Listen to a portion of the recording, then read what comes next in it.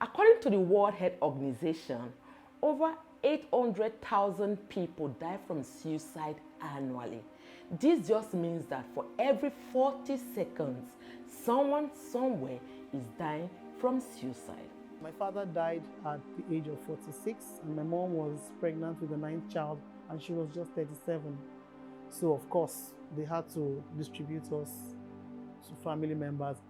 So one night, as I slept, I felt a hand moved to my breast. The hand started playing with my nipple, and that hand moved from my nipple to my vagina.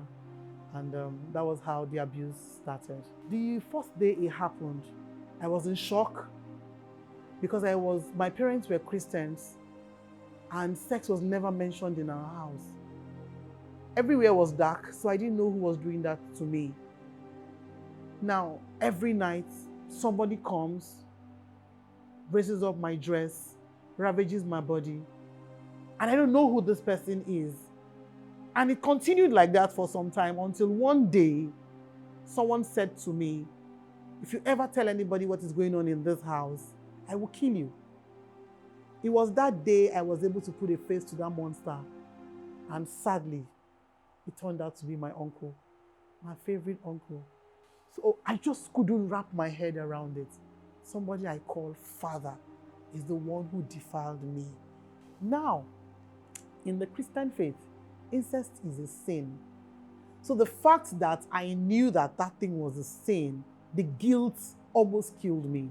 I felt that I'd offended God for him to allow this to happen to me. So shame, guilt were the first things that happened to me. Of course, I lost every sense of self-worth, no self-esteem. From this very intelligent girl, I became a very timid child. I became very withdrawn. I didn't want to associate with people again.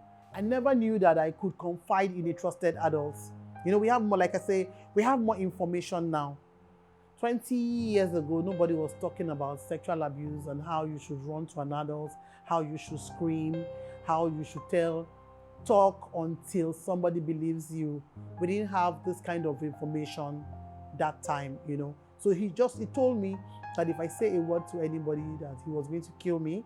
And then he said to me, my mother was not going to believe me. So that alone. So my mother came to Lagos and I tried to tell her. And my mother made fun of me. My mother actually told me that God was going to judge me for trying to implicate an innocent man. Because when my father died, he stood by us. Abusers are usually not the monsters we paint. Most of the time, abusers are people we know, we love, we trust. Our parents can actually vouch for them. They are people, trusted people in the society, that even you, sometimes you are doubting yourself that it's not possible that this person that I love and trust will want to hurt me like this. But you see, most of the time, they are the ones. 90% of the abusers we have are family and friends. And when she eventually married, she became depressed, not because of the marriage per se, but because of already the pre-existing, predisposing factor, which were sexual abuse, death of a family member, and with the current challenges she was having there, bearing children and trying to get a career for herself. Speaking from the point of a therapist, we do understand that depression ranks among the topmost causes of suicide, and this is a global phenomenon. I want to encourage each and every one of us out there that mental health is as important as our physical health, and we need to prioritize this very importantly. We need to build a culture of compassion and be more empathic and listen to people not judgmentally, so that we can have them to come to us free from judgment, free from criticism, and create that safe space that they can discuss freely with us. The journey to wellness can take a lifetime. It has taken me well over 25 years for me to be able to sit down here boldly and talk to you about it. Now, I have been admitted in the psychiatric hospital before. I have checked myself into a mental health facility before. I've gone through a lot, severe depression that led to suicidal ideations, and I tried to pull through with suicide twice. Even as a married woman, I left my family and I tried to kill myself. And you would ask me that, why are you angry? I am angry because a lot of the times, nobody thinks about what the abused is going through. We want to protect the identity of the abuser or the perpetrator.